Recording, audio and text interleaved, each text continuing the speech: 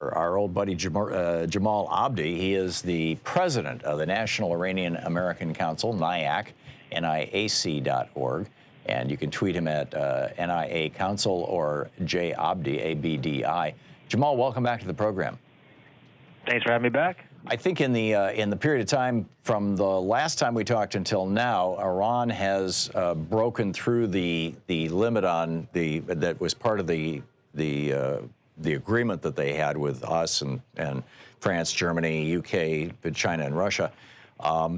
This takes them nowhere close to sufficiently enriched uranium to build a bomb. I think that's in the 90% category. But it is, and they're floating around 20, 30%. I'm not sure exactly where the enrichment is, but or maybe it's even far lower than that. If you know, please fill us in. But do you see this as a negotiating strategy? Is this a way of trying to get Europe back on board? Is this I mean, what is the logic here? What is going on? Yeah. So first, what Iran is doing. So Iran has surpassed the limit on the amount of this low enriched uranium that it has stockpiled. Oh, I see. And okay. Yeah, so this is probably in terms of the range of escalatory steps that Iran can take to exceed some of the limits and restrictions under the nuclear deal.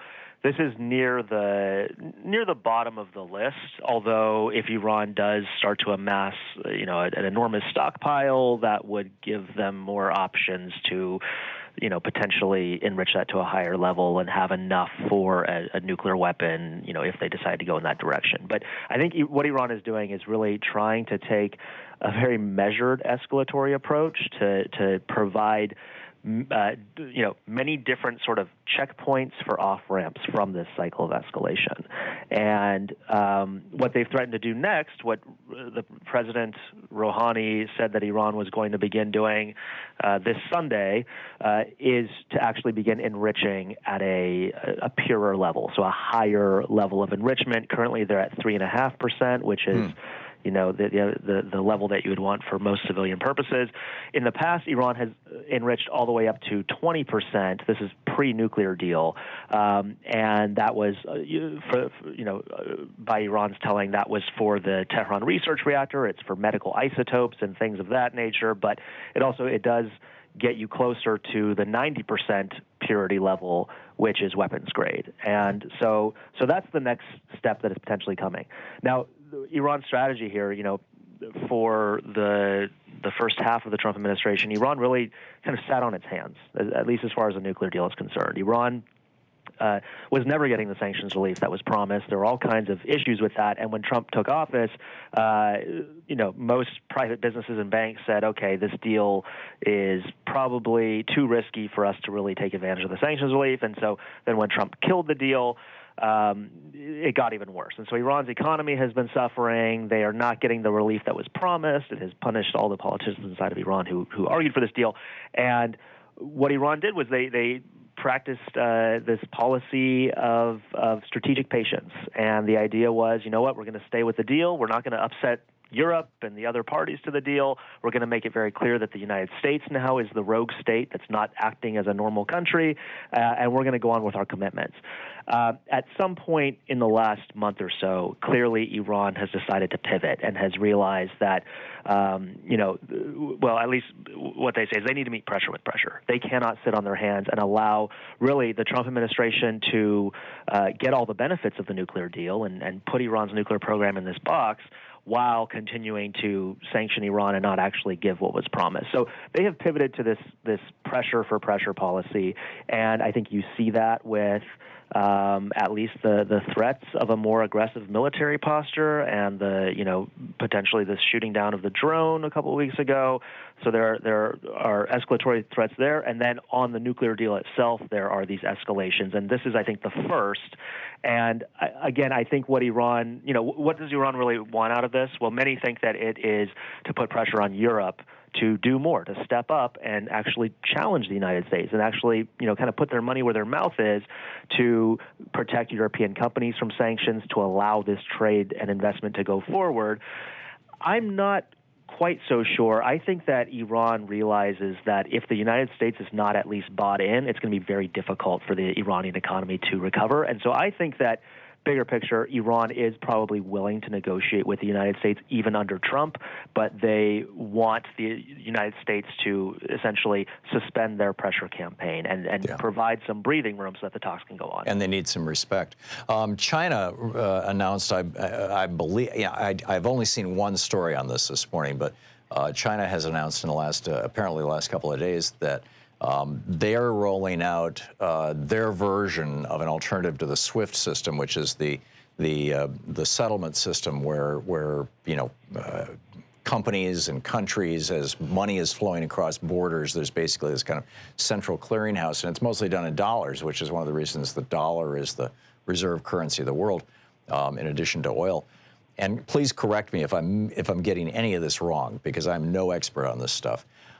And the EU apparently is putting together some, variation on, a way to have international settlements of funds that don't involve dollars.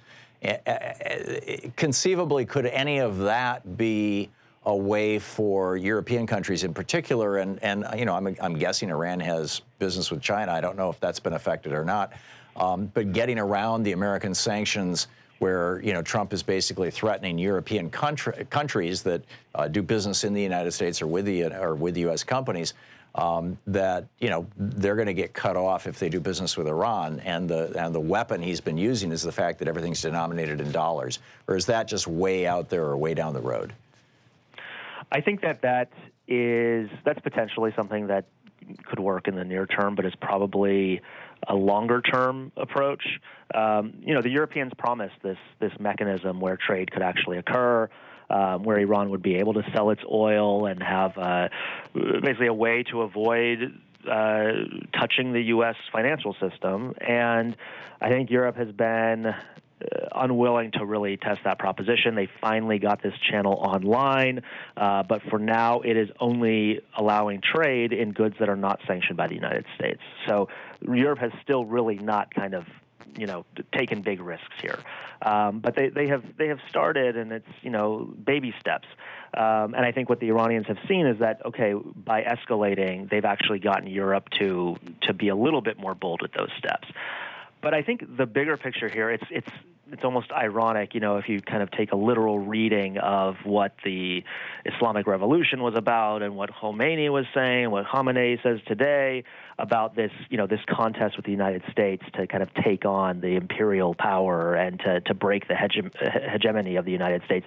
And ironically, the sanctions policies that the U.S. has adopted are really actually doing that for Iran, in that the U.S. has had this monopoly over the financial system because it's viewed as this kind of benevolent dictator as far as the world financial system is concerned.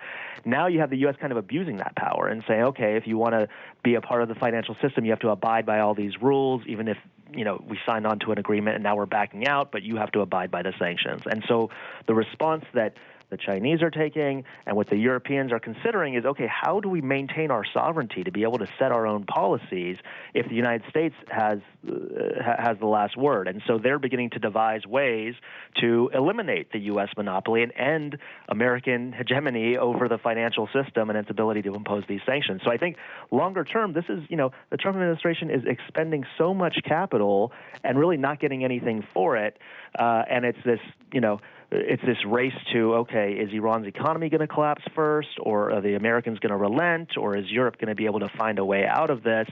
And if something doesn't happen, I think ultimately you will have this military conflict, or you will have the U.S. just saying, okay, Iran has broken out of the deal, we no longer have inspectors there, but there's nothing we can do about it.